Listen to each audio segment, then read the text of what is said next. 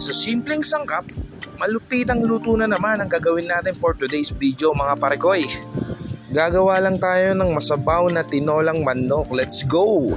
Gagawa muna tayo ng ating sausawa na ginger chili oil. Let's go!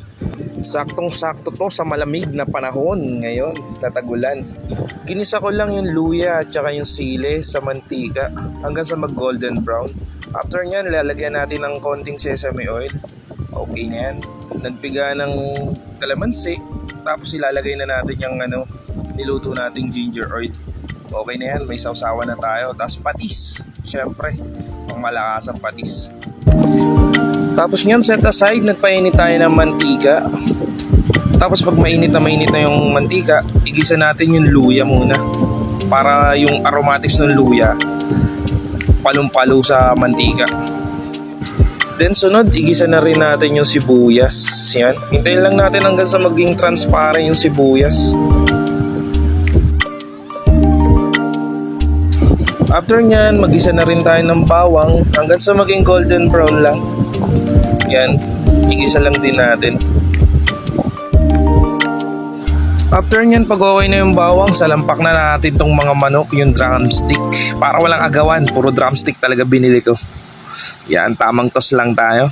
Kala mo marunong pa.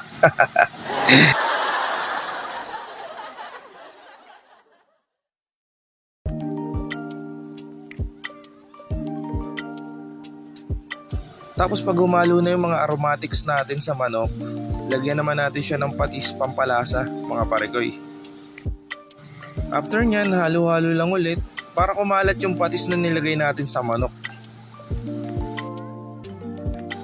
Halo lang tayo ng halo para hindi dumikit at masunog yung manok na niluluto natin. High flame gamit natin dyan mga parekoy ha.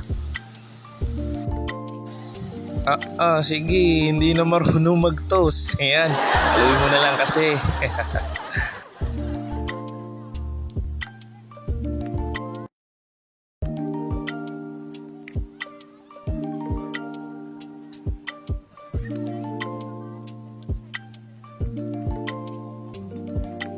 Ayan, tas konting halo na lang mga parekoy kasi may kinukuha tayong kulay.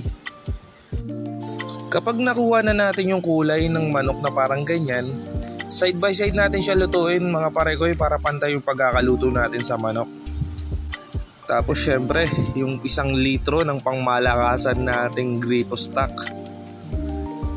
Ayan, tas medyo dinamihan ko din yung sabaw kasi nga saktong-sakto sa malamig na panahon. 1 chicken cube. After nyan, ilagay na natin yung papaya. Papaya, sayote, bahala na kayo. Ako gusto ko papaya. Tapos nilagay na rin natin yung tanglad. Pagkulo, nilagay na natin yung siling green. Tamang halo lang kasi para mahalo yung flavor niya sa ilalim. Dumikit yung flavor niya sa ilalim eh.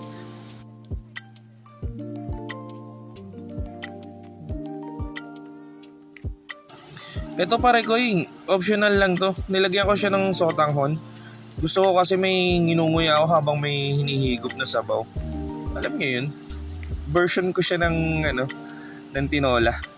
Tapos daw ng sili. MSG.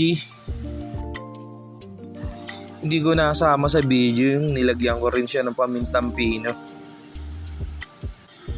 Tapos tikman nyo na according to your taste. Okay na yan? Ay grabe, ang sarap talaga humigop ng sabaw, lalong-lalo na sa malamig na panahon ngayon. So paano ba yan? Montage na tayo. Let's go!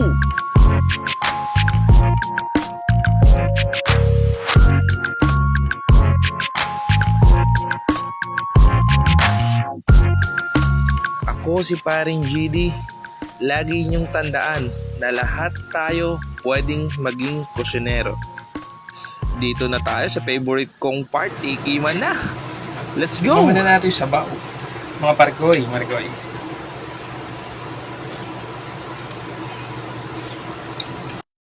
Tapos naglagay na din tayo ng ating ginger chili oil. Napakabisan duo niyan parekoy. Kaning. Mga parekoy. Let's go.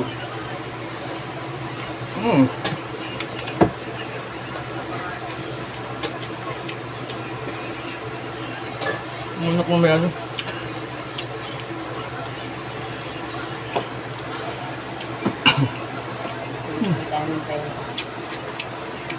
Ano? Kain na. Tara.